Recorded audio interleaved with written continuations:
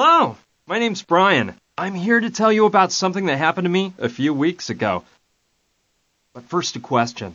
Isn't it truly amazing that your life can be turned upside down in just 1/10 of a second? It can. And soon, you'll find out why. Let's not bore you with a lot of details about my life. I'll cut to the chase. I was born in New York 23 years ago, and growing up, I was always somewhat of a child prodigy. I studied at Columbia and finished my physics degree with honors last year. During the summer, I arranged interviews with several universities, hoping I'd get into a decent PhD program. And in the end, I was chosen by the best. Professor Silva at Berkeley offered me the chance to do my doctoral studies at the applied physics department he runs there. It was a dream come true. I packed my bags and got ready to move to California. I was ready to drive from coast to coast without stopping. I had no idea of the events that would take place within just a few days. About the mess I was going to get in. Strange people about to cross my path. The hundreds of dangers lurking behind every corner. Yes, it was quite an adventure. Let's go back to the beginning. As I told you, my old car and I were ready to go to California. I decided to take off at night and get a few miles behind me before dawn. I said goodbye to my parents, my sister, and my dog, and I got behind the wheel.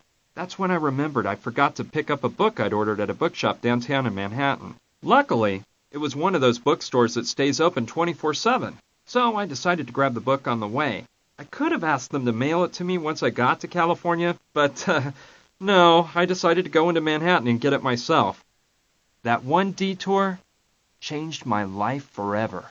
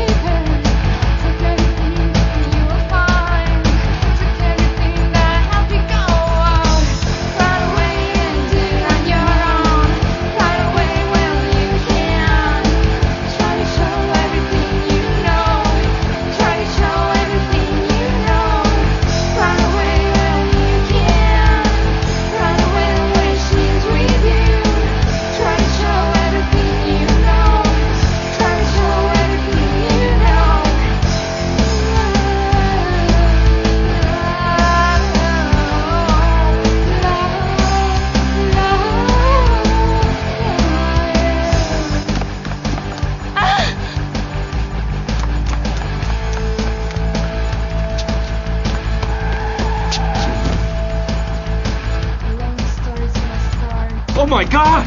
Stay away. It's better if they don't see us. She's unconscious. I'm taking her to the hospital. We'll take care of her in the hospital. Maybe that moron did the dirty work for us and she's already dead. Maybe, but we better make sure.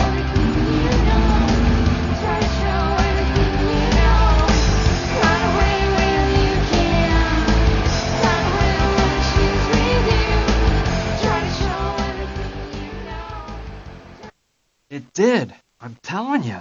On the way to the bookshop, I hit that girl with my car. I was scared stiff. She suddenly ran out in front of me. There was no way I could stop. Luckily for both of us, she wasn't that badly hurt. They did a bunch of tests on her at the hospital and said she had no major injuries. She was just in shock. So they decided to keep her under observation for 24 hours. A nurse took her to her room and gave her some strong medicine that put her to sleep. By the way, I don't know if I mentioned it.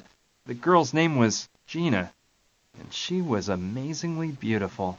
The truth is, I had no reason to stick around, so I went to say goodbye to her and go on my way. Please, don't leave. They want to kill me. There, calm down. It's all over now. I hit you with my car, but you're fine. You're in a hospital recovering from... No, I'm telling you, they want me dead. I've got to get out of here. Who were they? Please, calm down and tell me why you think they want to murder you. Something awful happened tonight, and I witnessed the whole thing. Look, I'm a singer. I work at the Pink Iguana, a trendy place with live shows. This evening, when I finished my act, my dad was waiting for me. He works for a secret government agency. He told me he needed to tell me something. He said it was an emergency. Come a little closer. Gina, kiddo, I'm in danger. I've gotten into a really big mess, and I'm afraid you're not safe either. What's the matter, Daddy? Oh, you're frightening me. There's no time to explain. They're right behind me. I need you to keep this crucifix, and no matter what happens, don't let them find out you have it. You can't trust anybody, not even the police. But Daddy, please, tell me what's going on. They're here. Quick, grab the crucifix, and don't let them see you with me. It was awful.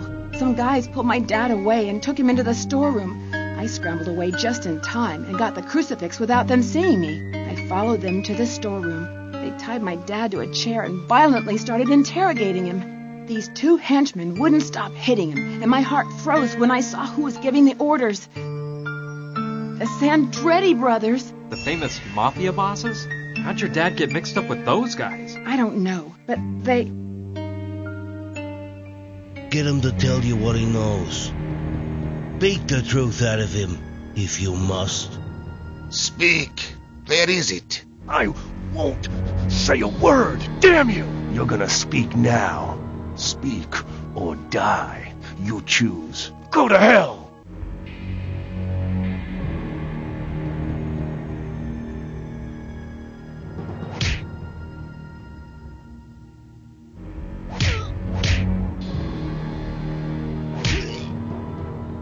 It seems our friend doesn't want to cooperate. What a shame. So, we got a tough boy on our hands. You're not easily convinced, huh? Boys, maybe you're being too soft on our little hero. Did you hear that? The boss says we're being softies. Hi-ya! What are you doing? Didn't you hear his neck crack? You killed him, man. Oh! Up there. You already know the rest of the story. I ran out through an alleyway, and when I crossed the street... Please, don't leave me. They'll kill me. Don't worry, just rest for now. Go to sleep. I won't leave you. She fell asleep. Those tranquilizers must have taken effect. What a story. I don't know what to think. The poor thing is probably in shock from the accident. I bet she dreamt all this. But what if it's true? What if her life really is in danger? I can't just leave her here and forget all about it. I'd never forgive myself if something happened to her. Okay, that's it. I'm not leaving this hospital until I'm sure Gina's completely out of danger. But how are you supposed to act in a situation like this? Yeah, I think I'd better do something to protect Gina in case those mafia murderers she says want to kill her show up.